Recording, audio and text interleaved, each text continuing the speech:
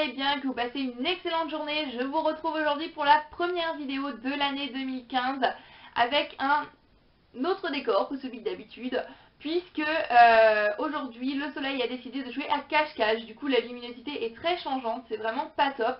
Donc j'ai essayé de vous faire quelque chose avec une lampe et mon mur. Bon, c'est peut-être pas top non plus, je fais ce que je peux. C'est vrai qu'en hiver c'est pas très facile de filmer avec la nuit qui tombe tôt, les jours vraiment très sombres. Donc j'ai hâte d'être au printemps ou en été pour pouvoir vous faire des vidéos avec une luminosité bien plus potable, je l'espère.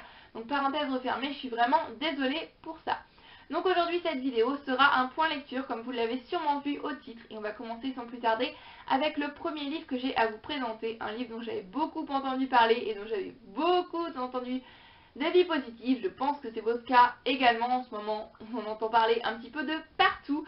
Il s'agit des Fiancés de l'hiver, le premier tome de La Passe Miroir de Christelle Dabo, paru aux éditions Gallimard Jeunesse. Voilà. Je pense que vous avez entendu parler de ce livre, mais je vais quand même vous résumer rapidement pour ceux qui n'en ont peut-être pas entendu parler.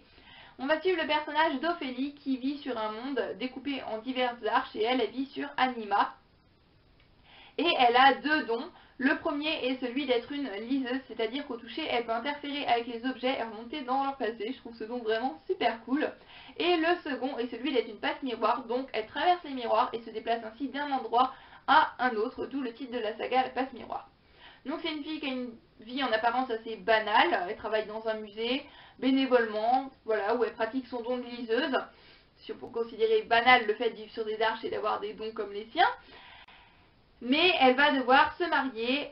Le problème c'est qu'elle a déjà repoussé plusieurs propositions de mariage et donc là elle va être forcée de se marier avec Thorn. Qui est Thorn? C'est un personnage très antipathique en apparence qui vient d'une autre arche qui est celle du pôle. Il va donc emmener Ophélie avec lui à la Citaciel qui est la capitale flottante du pôle, mais là-bas elle va devoir cacher son identité. Pourquoi? Et pourquoi d'ailleurs a-t-elle été choisie pour être l'épouse de Thorn alors, comme je disais, qu'elle a une vie en apparence banale, qu'elle n'a rien d'exceptionnel et que lui est quand même assez haut placé sur son arche?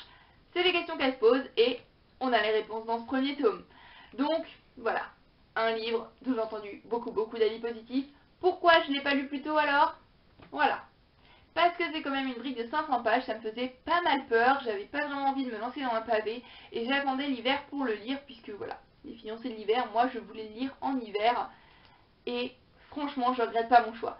Lisez-le en hiver, si vous ne l'avez pas lu, profitez du fait que ce soit encore l'hiver pour le lire. Vous avez jusqu'à février-mars, il me semble que c'est la fin de l'hiver, puisque après je pense que lire en printemps ou en été c'est totalement différent. Là le pôle a toute sa magie hivernale, la neige, je pense que c'est un livre qui est totalement fait pour être lu en cette saison. J'ai beaucoup aimé l'histoire qui est très bien menée, le suspense, l'intrigue, l'écriture de l'auteur qui est très fluide, donc les 500 pages ça se voit même pas passer, ça se lit vraiment rapidement, j'ai lu en 3 jours. Une fois qu'on est dedans, on est captivé, on est fasciné, et notamment par le fait que l'auteur a su développer un univers génial. Elle a su créer son propre univers, le développer vraiment très bien, avec des personnages géniaux. J'ai beaucoup aimé le personnage d'Ophélie, qui est donc le personnage principal, puisque c'est une fille qui a rien d'exceptionnel, c'est pas une diva ou quoi que ce soit. Elle a des apparences timides ou réservées, mais lorsqu'on apprend à la connaître, c'est vraiment une fille je sais pas, qui est pleine de volonté, qui est surtout très courageuse. Ça, c'est une chose que j'ai beaucoup admirée chez elle.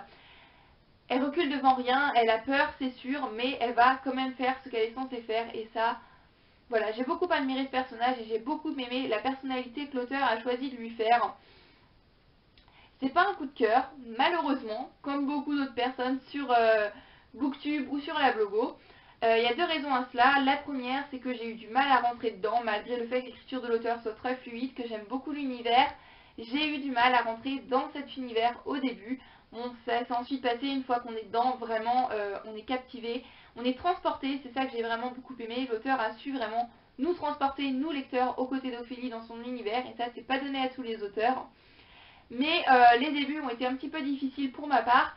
Et le second point négatif, si on peut appeler ça un point négatif, ce n'est qu'un petit point, c'est que j'aurais peut-être aimé que l'univers des arches soit plus développé, ou mieux expliqué en tout cas, pourquoi le monde est divisé ainsi, les différents dons que peuvent avoir les différentes familles.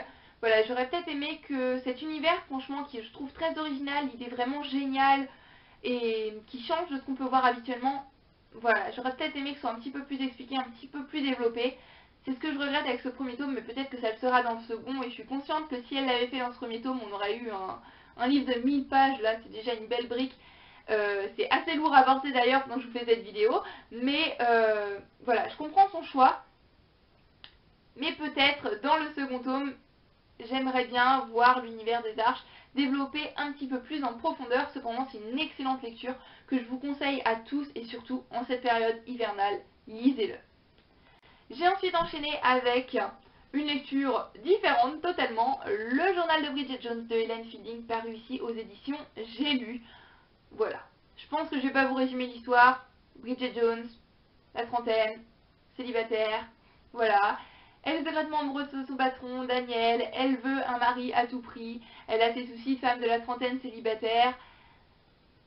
Voilà. C'est Bridget Jones, je pense que beaucoup d'entre vous connaissent l'histoire, on peut considérer un petit peu comme un classique de la chiclite. J'avais vraiment envie de le relire en cette période de fête, je pense que c'est le genre de lecture détente parfaite, mais surtout, le tome 3 est sorti en français, voilà, et est disponible à ma médiathèque. Je veux absolument l'emprunter, mais les autres tomes sont vraiment très flous dans ma tête. Il me semble même que je n'ai jamais lu le second. Celui-là, j'avais dû le lire il y a vraiment très longtemps. Donc je me suis décidée à me refaire cette saga. Et avec surprise, c'est loin du coup de cœur pour ce premier tome.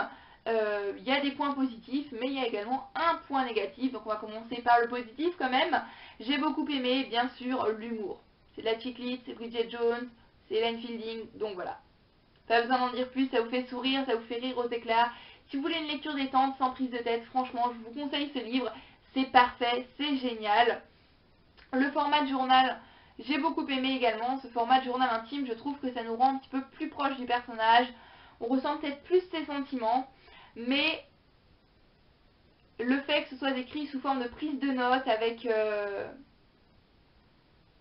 oh, je trouve pas mes mots aujourd'hui, c'est dingue. Sous prise de notes avec des phrases non complètes. Par exemple, il n'y a pas toujours sujet, verbe, complément. Je pense que ça peut en déranger certains. Ça m'a dérangé un petit peu au début, mais on s'y fait vite. En tous les cas, ce format de journal a un aspect très pratique également, puisqu'on n'a pas besoin d'attendre la fin d'un chapitre de 50 pages pour s'arrêter dans notre lecture. On peut lire juste une petite journée comme ça, par exemple, là, le vendredi, et ensuite s'arrêter. Je trouve ça vraiment très pratique. J'ai beaucoup aimé également l'histoire, pleine de rebondissements, vraiment très drôle, que tout le monde, je pense, connaît l'histoire de Bridget Jones. Le personnage de Bridget, je vais pas dire que c'est un personnage que j'ai détesté.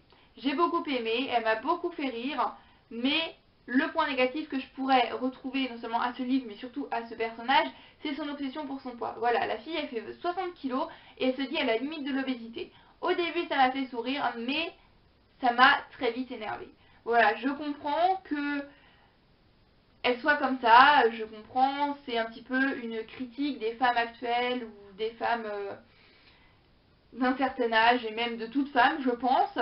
C'est vrai que les femmes sont un petit peu obsédées par leur poids, mais de là à en faire autant, ça m'a énervée, voilà, je le dis. Ça m'a vraiment énervée, ça s'est calmé vers la fin du roman puisque, voilà, elle se fait un petit peu remettre à sa place à ce niveau-là, mais sinon, ça m'a vraiment beaucoup énervée. Mais j'ai tout de même hâte de lire le second tome, pardon, puisqu'il y a eu beaucoup de rebondissements à la fin, c'est une super histoire quand même. Et à la fin, il arrive quelque chose avec un des personnages, voilà, j'ai hâte de voir ce que ça va donner dans le second tome et ensuite de lire le troisième tome pour terminer cette trilogie. Et enfin, le dernier livre que j'ai à vous présenter, c'est également une relecture. Il s'agit de Rose et le masque vénitien de Holly Webb, paru chez Flammarion, donc le troisième tome de la saga Rose.